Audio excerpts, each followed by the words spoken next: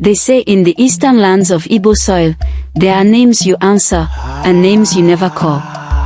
This is one of those stories that elders do not tell in the open. It is told in low voices, under dim oku lanterns, when the night is deep and the wind begins to listen.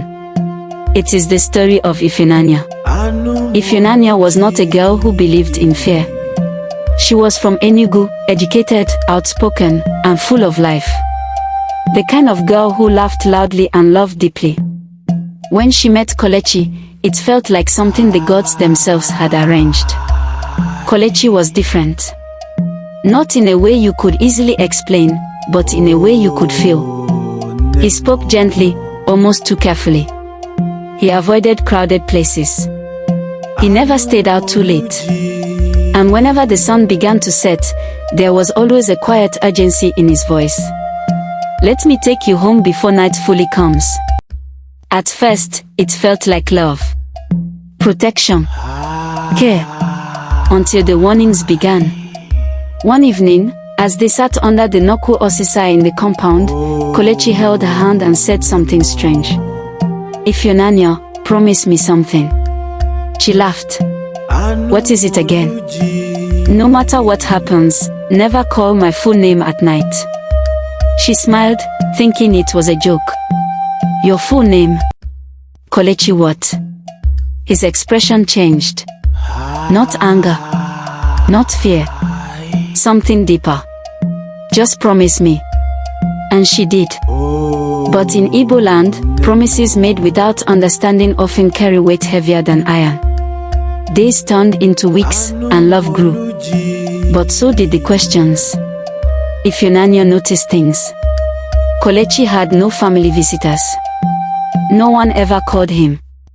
No friends came around. And no matter how many times she asked, he never took her to his village.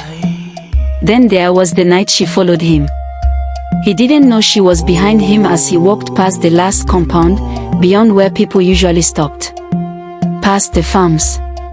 Past the path that led to the old forest. The kind of forest elders warn children about. She watched from a distance as he stood before a small shrine, barely visible under the moonlight. And then, she heard voices. Not one. Many. But there was no one there. Kelechi spoke softly, in a language older than the Igbo she knew. The air around him felt heavy, like something unseen was listening or answering. Ifunanya ran home that night, her heart pounding like a talking drum. Still, she said nothing.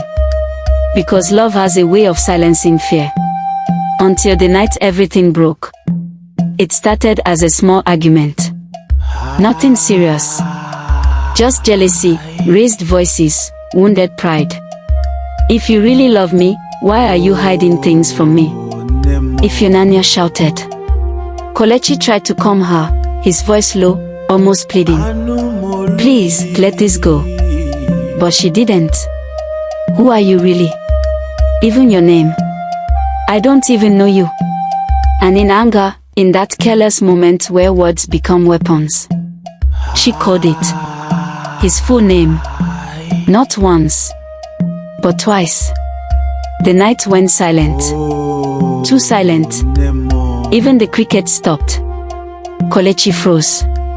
His eyes changed. Not physically, but something inside them disappeared. He stepped back slowly, shaking his head. You shouldn't have done that. His voice no longer sounded like his. Ifunanya, you have called what should never be called. The wind rose suddenly, carrying dust and whispers that sounded like distant chanting. She tried to reach for him, but something felt wrong. His body seemed distant, like he was already leaving. Kelechi, she cried. But he was already fading into the darkness. By morning, he was gone. Not missing. Gone. Ifunanya searched everywhere. His house was empty. No clothes. No trace he ever lived there. Worse still, when she asked about him, people looked at her strangely. Kelechi who? No one remembered him. No one. It was as if he had never existed. except in her heart and in her fear. Days passed, and sleep left her. Every night, she heard whispers outside her window. Soft voices calling her name. Sometimes, calling his. The elders began to watch her. One evening, an old woman, bent with age and wrapped in faded aku, stopped her on the road. "You have touched what your eyes were not meant to see." Ifunanya's voice trembled. "Please, help me. Where is he?" The old woman sighed deeply. "He is of those who walk between worlds. A child not fully given to the living." Ifunanya felt her knees weaken. "What did I do?" "You called his true name in the hour when spirits listen. You did not just call him, you handed him over." Silence swallowed her. "Can I bring him back?" The old woman looked at her for a long time before speaking. "There is a place. A shrine older than your ancestors' memory. But listen carefully." Her voice dropped. "Those who enter do not return the same. Some do not return at all." Ifunanya did not hesitate. Because love, once it becomes loss, is stronger than fear. That night, under a moon that looked too full, she walked the forbidden path. The forest did not welcome her. The trees stood like watchers. The air was thick. Every step felt like she was being followed. And then she saw it. The shrine. Broken. Ancient. Covered in symbols that seemed to move if you stared too long. As she stepped closer, the wind carried a familiar voice. "Ifunanya." Her heart stopped. "Kelechi." But the voice was not alone. It echoed. Multiplied. Twisted. "Why did you call me?"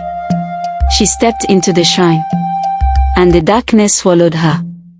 They say the next morning, the villagers found footprints leading in. But none coming out. Some say on certain nights, when the wind passes through the trees, you can hear a girl's voice calling a name she now understands too well. And another voice, answering from somewhere between this world and the next. So if you ever find yourself in Igbo land, and someone tells you not to call a name at night, you listen. Because not every name belongs to the living.